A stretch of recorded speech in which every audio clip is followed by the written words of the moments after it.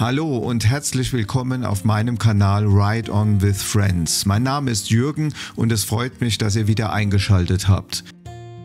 Obwohl gerade in China das chinesische Neujahrsfest gefeiert wird, wurde mein neues Carboride W502 BS für mein BMW Motorrad noch rechtzeitig geliefert.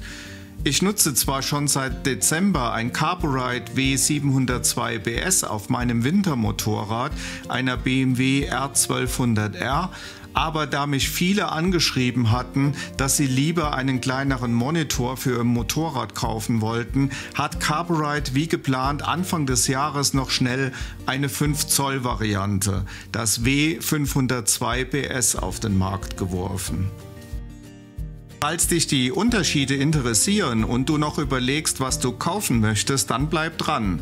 Die kleinere 5 Zoll Variante ist zwar mit 20 € etwas günstiger, aber der Preis wird nicht das Entscheidungskriterium sein. Übrigens bekommst du ja über meinen Rabattcode Ride On with Friends nicht nur 32% Rabatt, sondern auch kürzere Lieferzeiten und wenn du es bei der Bestellung vermerkst, aktuell auch noch einen USB-Adapter, den BM05 mitgeliefert. Natürlich nur, solange der Adapter auch vorrätig ist.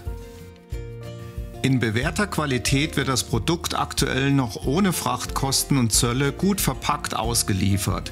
Der Monitor wird nicht nur mit Schaumstoff gut verpackt, sondern auch mit einer Folie gegen Verkratzen geschützt. Auch die Schnittstelle zum BMW Navi-Halter ist mit einer Folie, die man abziehen muss, geschützt.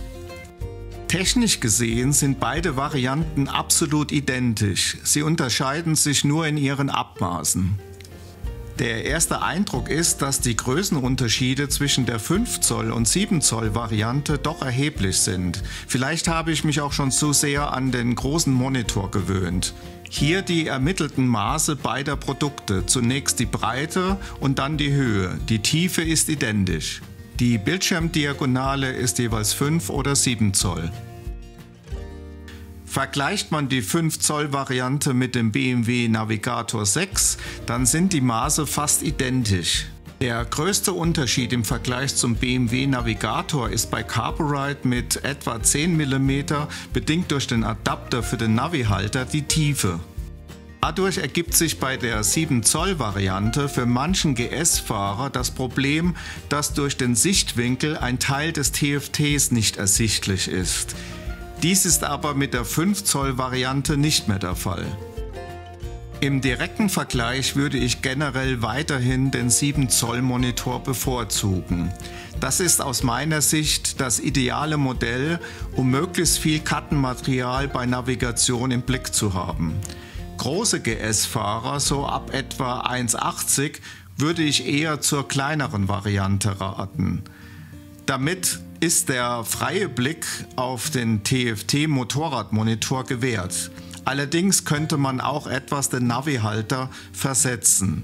Die kleinere Variante ist ästhetisch auch etwas schöner im Cockpit und nicht so auffällig wie der 7 Zoll Monitor.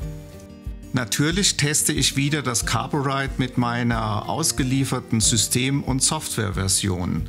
Meine Probleme, die ich noch mit dem 702 BS Anfang Dezember hatte, sind nun fast alle gelöst. Es funktioniert die Temperaturanzeige, die Uhrzeit und der Kilometerstand. Was noch nicht korrekt ist, ist die Benzinanzeige im Dashboard. Aber seien wir einmal ehrlich. Kaufen wir uns den Apple CarPlay oder Android Auto Monitor wegen dem Dashboard? Ich nutze es gar nicht, weil ich auf das TFT-Display des Motorrads schaue und mich nicht auf Kennwerte von anderen Herstellern als BMW verlasse. Ich nutze hingegen meine Apps und die kann ich nun mit dem Multicontroller bedienen und mein Smartphone sicher in der Motorradjacke oder im Tankrucksack verstauen. Wer die Wahl hat, hat die Qual. So, das war es wieder. Bis zu den nächsten Neuigkeiten von Carboride. Euer Jürgen.